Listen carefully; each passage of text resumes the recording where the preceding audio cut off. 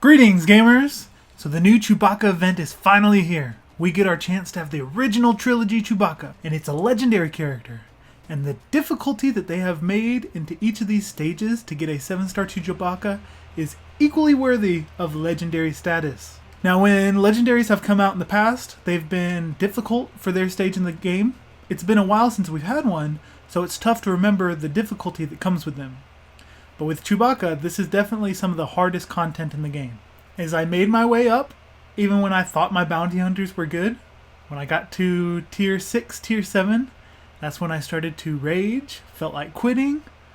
I even mentioned quitting to my guild. But that's half of what makes the game fun, is having this challenge, having everybody come together in the community and discuss how to beat it. Now, you're watching this to hear the strategy guide, so let's get to it.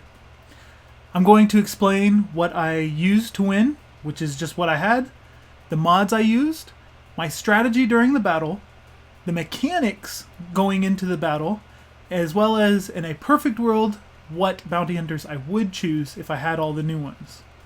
Because I don't. All I have are the free-to-play bounty hunters that have been in the game since the beginning. What I do have is a Boba lead, which will always be a relevant lead for hunters. Built into it is crit chance, a huge crit damage boost, and for bounty hunters specifically, you've got speed, health boost. It's a really cool leadership. I tried using the other leads, like Zam's new lead and Dengar's because of the reduced offense, but none of them were able to have more than 2 people still alive after the initial wave of the enemies attacking. Which is why I recommend Boba lead, because of the health boost, even for your weak Gear 8, Gear 9 toons, to keep them alive. I have no Zetas on any of my bounty hunters. Boba is my only Gear 12 bounty hunter. I've got a Gear 11 Zam Wessel, a Gear 11 Greedo, a Gear 9 Dengar, and a Gear 8 Cad Bane that I used to win this battle. At the start of the battle, you get swamped with attacks. Han does his opening hit, because Han shoots first, but then Chewie goes next. I'd say Chewie's at about 300 speed, and the entire enemy team is going to go before my 256 speed Zam, my fastest toon. You can see why my hunters are outclassed in this regard. Why is this the case? This isn't just special event mechanics, but the leadership's involved. They don't explain it before the match, but Rolo and I'm guessing Lando have both of their leaderships affecting the enemy team. Lando's leadership adds speed and crit damage to the team, so that's going to make them hit even harder to kill you quicker. And Rebel Officer Leia Organa, she's got the leadership that's going to affect you the most, because she gives 20% tenacity and 20% crit chance to her team. When they resist a debuff or suffer a debuff, they gain 30% turn meter. They have greatly boosted tenacity, which is why it's so hard, even with your potent bounty hunters, to land any of your debuffs. But notice the turn meter gain they get. So you're trying to throw out debuffs to weaken them, and that's what's giving them more turn meter to attack you. It's not just, they are constantly going and there's nothing you can do. They're getting to go because you're feeding them, even when they're already close to 300 speeds, you're feeding them turn meter to continue to go. So that's why I recommend do not use AoEs to land debuffs. You're basically just giving the entire enemy team a full turn. Focus on pointed attacks at one unit at a time, stuns on those units, and killing a single unit before moving on to attacking another. A dead rebel in hand is better than 2 in the Millennium Falcon.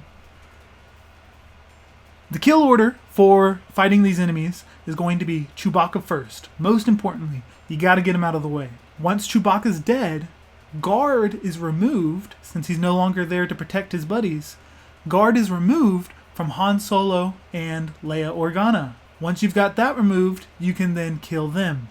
So you'll want to do Chewie first, then Han Solo, then Lando to get rid of his ability to AoE and wipe out your side, then Leia, and then lastly R2. Because Chewbacca has a high crit chance, he did a crit against my Dengar, putting Dengar into stealth. So now when R2 does his stealth for his team, Dengar prevents that. which gives us opportunity to go for Chewbacca. So for Boba's turn, we're not going to use his AoE, because that would just give the other team a bunch of turn meter. Instead, we're going to take those 4 buffs on Chewbacca and use them against him with our execute. We got most of his protection down, and now this is where Greedo is the best. I'm now going to take Greedo, who's great for pointed damage on one enemy at a time, and use his basic, and this is why I have high crit chance, to try and trigger his going again enough that he can hopefully kill Chewbacca. So Greedo just got 6 hits to kill Chewbacca. So now I don't have to worry about him and his mess of huge damage for the rest of the match. This is why I should have put a crit damage set on him, because then it would have only required 4, maybe 5 hits instead.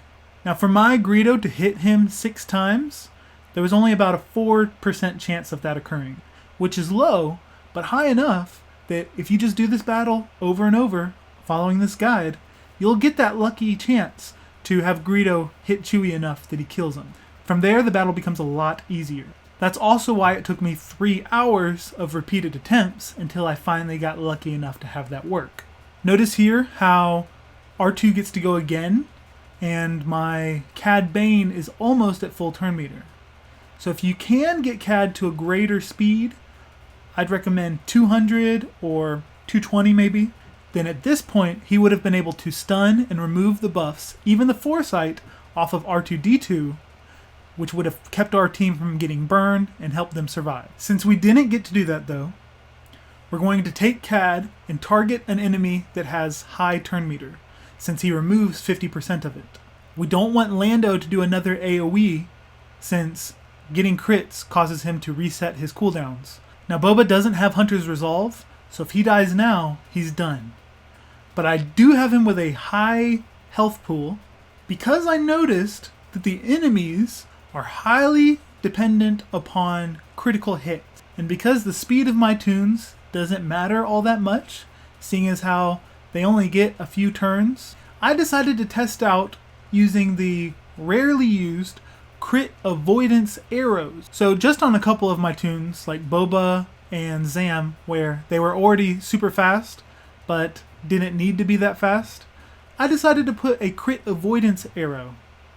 And I wonder if that is really helping me here with Han Solo using his attacks on Boba. So perhaps you might want to put a bunch of crit avoidance arrows on your entire team.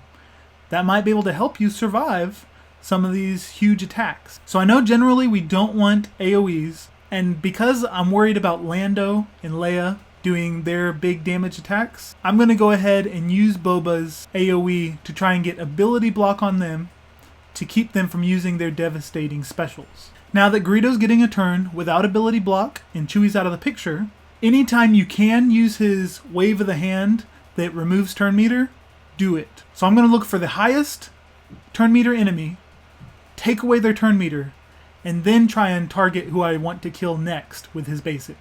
Now I don't like to attack Han because of his counter chance, but he is the next one we need to get rid of. Because even if you leave him unchecked, he'll use his specials and just continue to wail damage on you.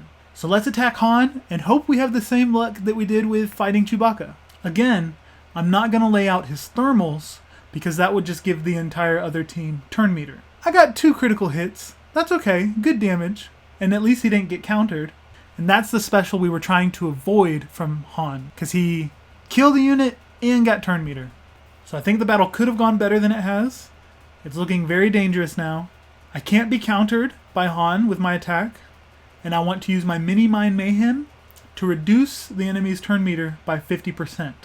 It worked well, got lots of debuffs out there that Boba is going to need to strengthen his execute so that he can stay alive.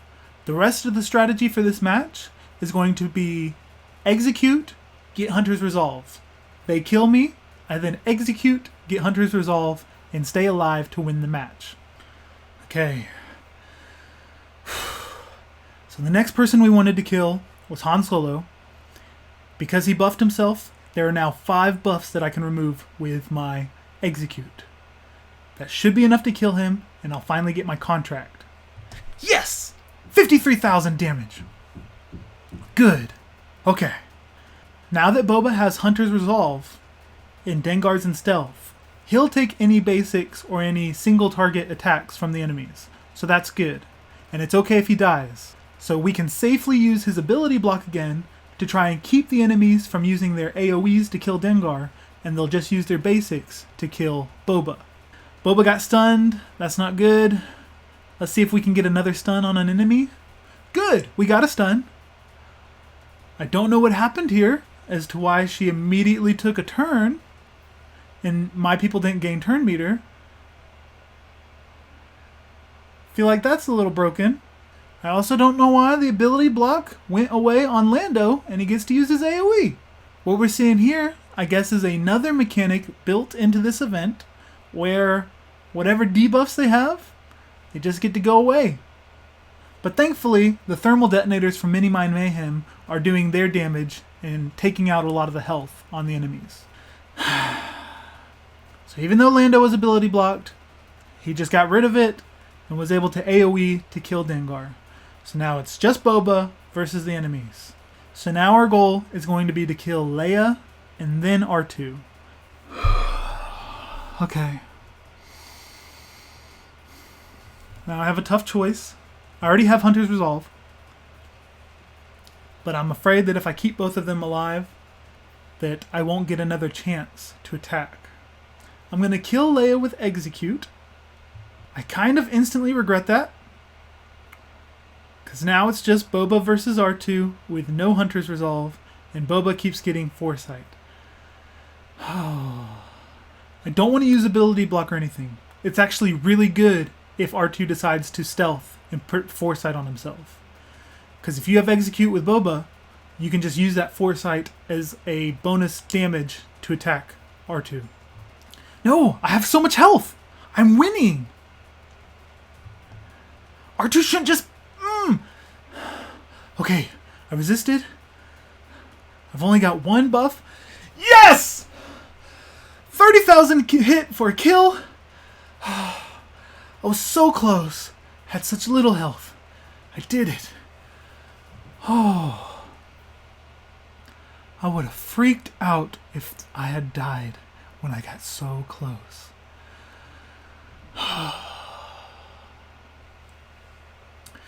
Well, there you have it. That's the strategy for taking down this wave of enemies for the tier 7 for a 7-star Chewbacca. A few summary points. You want to avoid AoEs and lots of debuffs and just kill one unit at a time. You want to kill Chewie first, then Han. When you've got the enemies low on health, Boba can pretty much carry you the rest of the match just through his executes, and it's very helpful if you can have Dengar there to help by throwing lots of debuffs, reducing their health, and giving Boba plenty of ammunition to use his executes for high damage. Mod-wise, I loaded Cad Bane with crit chance and potency. Across the board, you're going to want potency just for the health boost, especially for weak toons like my Gear 8 Cad Bane. But then you also want potency on specific toons like Cad that need it for a stun. Stuns are going to be very helpful, and he has one of the best stuns moves in the game. For Dengar, I loaded him with crit chance and potency, same way, so that he can have crit chance when he does his Mini Mind Mayhem. Both of them are only at about 160 speed total. Zam, I left on her what I normally have on her, which was a speed set and a potency set.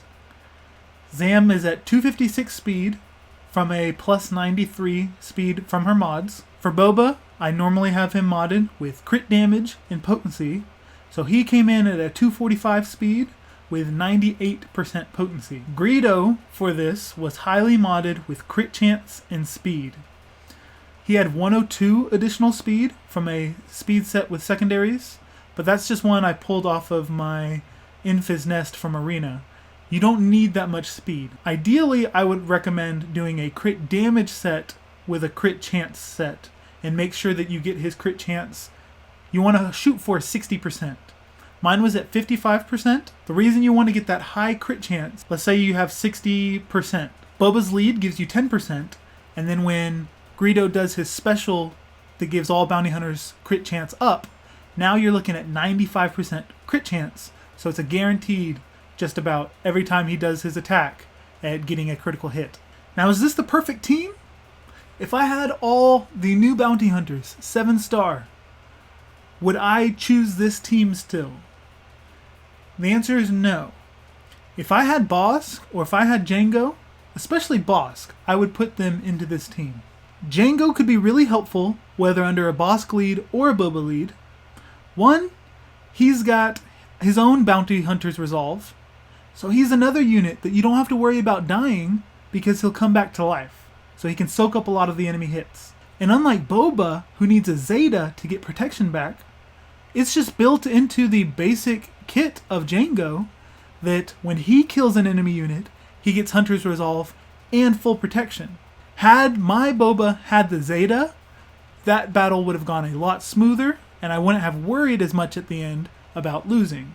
Now that Jango's in the game, not needing a Zeta for that, it's kind of messed up that Boba has to in order to get protection back. The other great benefit that Jango provides is that Jango's burn, built into Jango's unique, is that burned enemies can't gain bonus turn meter. If we had Jango, we can use all our debuffs that we love the bounty hunters for without worrying about the enemies gaining bonus turn meter. I believe they designed Bosk to work perfectly for this event, and as an added incentive for whales and people that don't have Bosk 7-star yet to invest in Bosk to make sure that he's 7-star maxed out by the time this event is over. I'm glad that I'm being able to help with a strategy to use without Bosk, but with him it would be so much easier. First, using Bosk as a lead, instead of the bonus health that Boba brings to the team, Bosk would bring bonus protection, versus Chewie, who takes out 20% of a unit's max health. Protection is way better and way more survivable. Bosk also gives tenacity to his team, which protects them from the ability blocks and stuns, and he also provides defense to the team. The other great thing about his leadership is that it's much easier to fulfill. For Boba's, you have to kill Han Solo when he's countering, dealing huge damage, and can't be stunned or critted against until Chewbacca's dead. So you've got to at least kill Chewbacca before being able to do Boba's contract.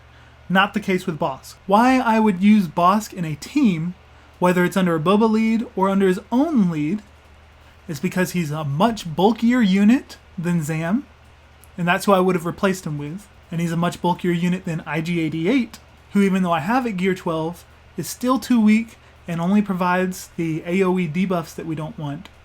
And so he wasn't included on the team. Bosk is great for killing single targets. He doesn't have an AoE. What he has is a mass assist, making pointed damage onto one unit at a time, as well as the ability to stun them. So Bosk is perfect in this event for killing Chewie. Add to that the offense up he gives the team, and eliminating targets would be so much easier. Well, that's it for this video. I hope that I was able to help, and be sure to visit my Discord or leave comments here in the YouTube to ask more about this strategy, suggest other videos you want me to make, or tell me something cool that you're enjoying in the game. I'm SirG, and God bless.